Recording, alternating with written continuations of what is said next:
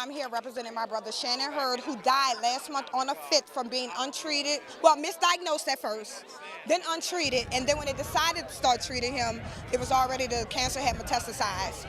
So I'm just in for justice. You know, I don't want him to die, his death to be in vain. I feel like prisoners need good health care. As well as citizens, you know. They should not have to die before their sentence is partaken or up, you know. I just feel like more laws should be in place for them to have more resources in jail and better opportunities for health care. I am here supporting my friend Eileen, and we're representing for her deceased brother who was an inmate at the Louisiana State Prison, Angola, where he died from his incarceration there. I am here in support of our families and all of the other organizations that are looking to bring about criminal justice reform in Louisiana. Our family has been an incarcerated family in this state for almost 20 years. And as a first-time felony offender in a crime that nobody received medical treatment in, my husband received a 60-year sentence, which I just tend to think that is a little bit excessive. My name is John BURKHART. I'm with the Southern Poverty Law Center and have been organizing on behalf of Louisianans for Prison Alternatives. We are a coalition of organizations and individuals who are tired of living in the state with the world's highest incarceration rate. Thank you all for being here today. It's amazing to see as many people out here supporting and looking for a better Louisiana. The reason that I do this is because I remember the women that I left behind, and they did not deserve some of the punishment that they received. So I'm standing here before you today not only to let people who have been incarcerated know that you can definitely change your life. It only takes a little work. It's not easy. But why we are all here today is to take one step closer to making Louisiana a more encompassing place for people of all backgrounds and who have faced all situations.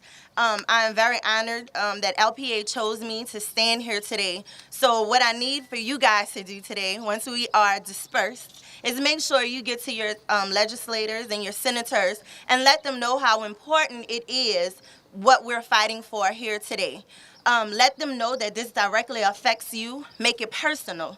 Let them know that what they vote in there today, tomorrow, the rest of the legislative session directly affects you. And you need to improve your life, your family's life. We all climb these stairs today because we are here for purpose.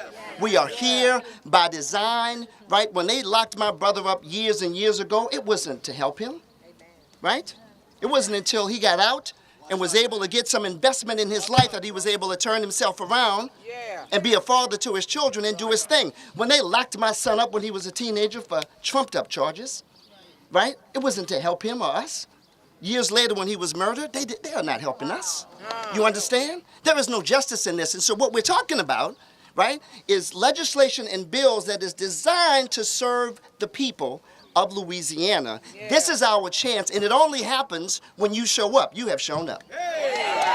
Right? We know what the research says. We know what the Pew people have said and what the Justice Reinvestment Task Force, the report.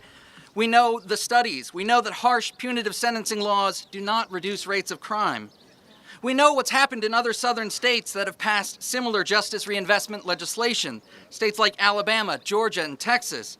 Not only did they save money, but their crime rates actually went down. We know that people in prison for the first time for a violent crime, crimes like second-degree murder, have a recidivism rate that is close to zero. Zero. That's the research that's been done by Keith Nordyke and the folks at LSU that have shown that. We know these things. There is no excuse for ignorance. The only thing that can stop us now is fear. Fear of criticism or pushback. Maybe fear among our legislators that voting for these bills may be unpopular, may cost them support among their constituency. But we're here today to assure them, be not afraid.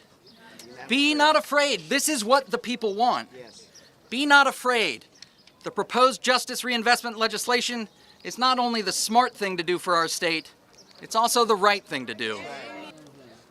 I coined that phrase 32 years ago when I was in prison, from change to change. If this not the epitome of from change to change, I don't know what is. I don't know what is. We are now the Davids. We're the keepers of the storehouse. Come on now. Nobody can tell us what is right or wrong about this system. Voice of experience is experience. We're experts by our experience. And so when we talk about these things, you know, some folks inside will tell us to wait. I'm reminded by Dr. King. Dr. King said wait almost means never. That's right. That's right. So we can't wait. Can't wait. Flozell said what? We cannot wait to do what? Decarcerate. So we can't wait. Wait is not in our vocabulary. Dr. King also said something too that rung true. He said consensus acts as it popular. Oh, yes. Cowardice acts as it safe, but our conscience acts as it right. Come on. Yeah. So we're here about doing the right thing. This is about what is right and just and fair for our folks.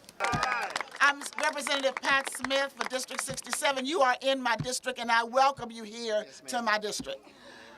For 10 years, we've been trying to eat an elephant. You know what that means? You eat an elephant one bite at a time. Yeah. We haven't had too many bites of that elephant. But this year, in 2017, there is a group of bills that will take probably the trunk and maybe part of the head of that elephant this year. So we've got to get the trunk and the elephant's head passed this session. We can't do it without your help. You've got to be here in the process to help us get those bills passed.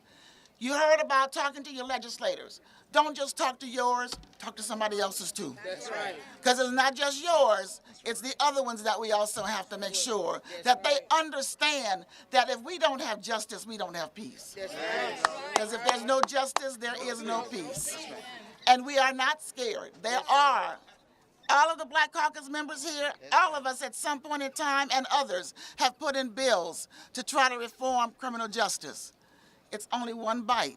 Now we got a chance for the trunk and the head. Yes, ma'am. Come on. Louisiana is on the cusp of failure. We would rather close universities, cut hospitals, cut K through 12, That's right. and give a $700 budget to the Department of Corrections for people that are locked up that pose no threat to society. I am proud, I am very proud to stand here this morning with you and with my colleagues from the Black Caucus who are fighting diligently for this reform. Now, I also have to thank the Pew because they did great work. They provided the information. The people on the right says, give us some data, give us some data.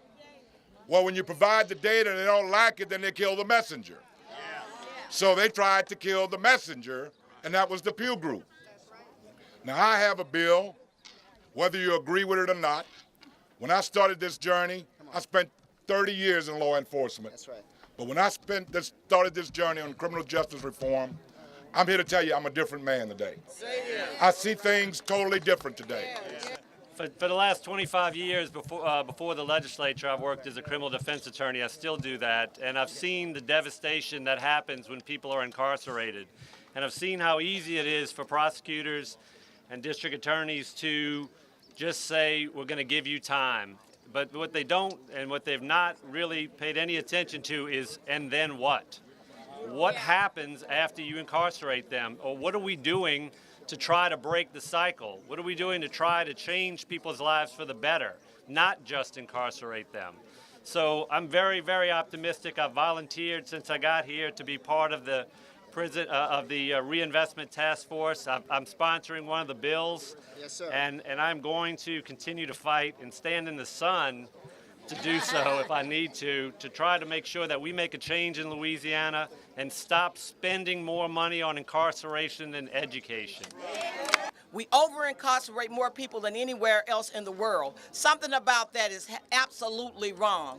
And so not only do we need to talk about the information that we have out here on paroling people that are in prison, but I have a bill, House Bill 74, for juveniles, because we have a pipeline to prisons.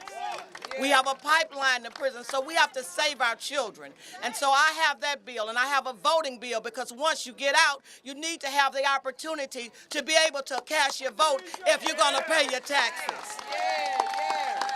I will support all of the people standing behind me with every piece of legislation. I ask that each one of you call your legislators and call other people's legislators, as Representative Pat Smith has said, and stand behind each and every one of these bills, because each one of them is important to prison reform, whether it's juveniles and whether it's people that's already there that's trying to get access to be paroled, or whether it's Representative Terry Landry's bill. Each one of them are important to us. And I think everybody is coming to the table now because it's 700 million reasons. And I'm glad they're here at the table for whatever reason they showed up. Let's all eat together. God bless you. It is past time. We can't wait any longer. This is your house, and we want you to be present, we want you to be vocal, and we want you to keep records. Not forgetting. Keep records.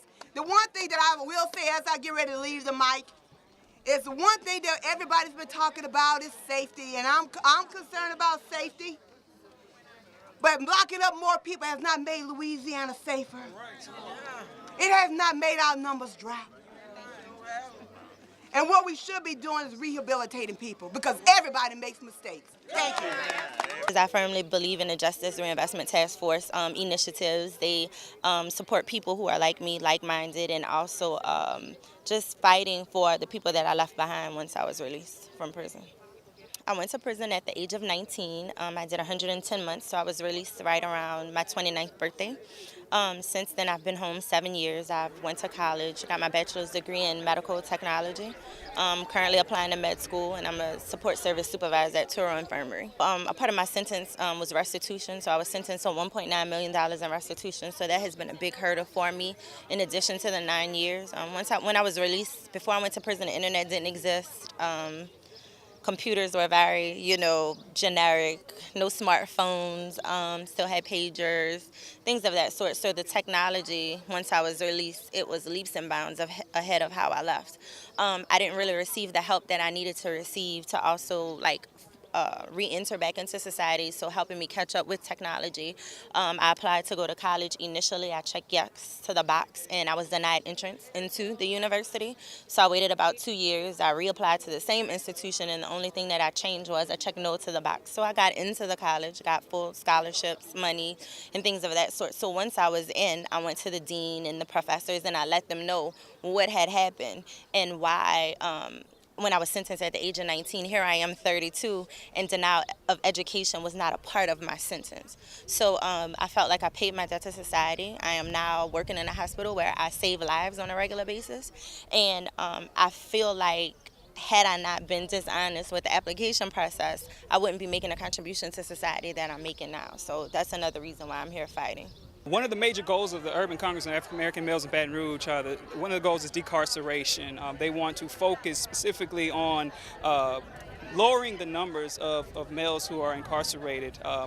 Basically, it is a destruction of the family, and it's important from a societal structure to have those males be present in the family. And the Urban Congress is doing great work, bringing the resources together and the people together to make sure that this goal of decarceration here in Louisiana, because to be quite frank and honest with you, it's an embarrassment for our state.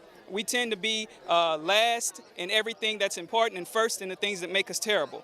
And what we want to do is flip that and put us first in this state and in the things that are important, like getting our males out of the prison system and getting them back home with their families where they belong. To me, it's important that we address this issue because the prison system is really failing our people, and it's deplorable conditions that they're living in.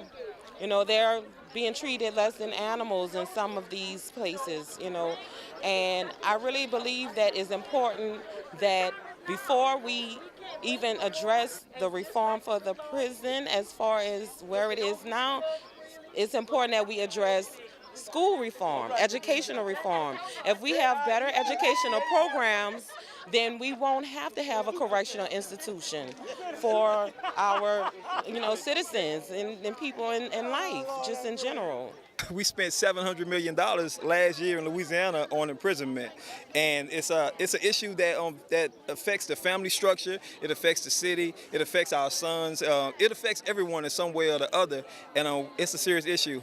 When you wake up every morning and after, how are you going to pay your bills and provide for your 6 sons and put money on your husband's books? After you get past that thought, the next thought that you have is freedom. And when you lay your head down at night, the last thought that you have is a thought of freedom. How do I restore my family when I know that the crime that was committed did not dictate a life sentence for my husband? How can I bring my husband back to our 6 children who are thriving in spite of the odds that have been set against them? But it is just a daily walk of trying to keep hope alive and not to lose yourself in the struggles and the hardships that are imposed upon, in particular, poor and black families in the state of Louisiana. Coming here today is one way that we can fix the problem. Just showing our voice, showing up when we're rallying around this issue, and actually it starts at home as well. With us making sure that we make our kids aware that there is a prison industrial complex, that there's a system that's set up that can fight you even if you're not fighting someone, you know. So we make them aware of that, and we take care of things at home, and that's a start. I hear a lot of talk about us being a Christian-based society.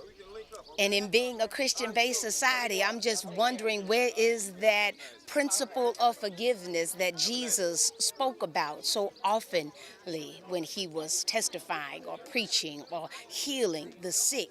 He spoke consistently of forgiveness. And so to hear people in our great state of Christians or in other faiths, because they're all based upon the same principles, to say that they are not ready to move forward and change, because we cannot wait to decarcerate our state. The time is now. It has got to be done. When we are $300 million in debt, we're spending $700 million on incarceration, and then we have taken over the past 10 years $700 million from education.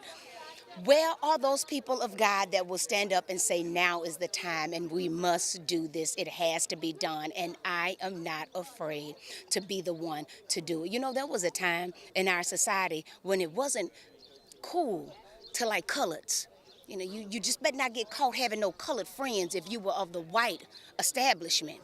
And so even though many white people knew that what was happening to African Americans in our country was wrong, because they were afraid of being shamed by their own for standing up to do right, they stood by and did nothing at all. And I say to those people that if you stand by in your consciousness and you know that what is going on here is not right and you do nothing, you are just as guilty as those that are a part of pushing the punitive system that we have in our state today. If you ain't a part of solving the problems, then you are the problem.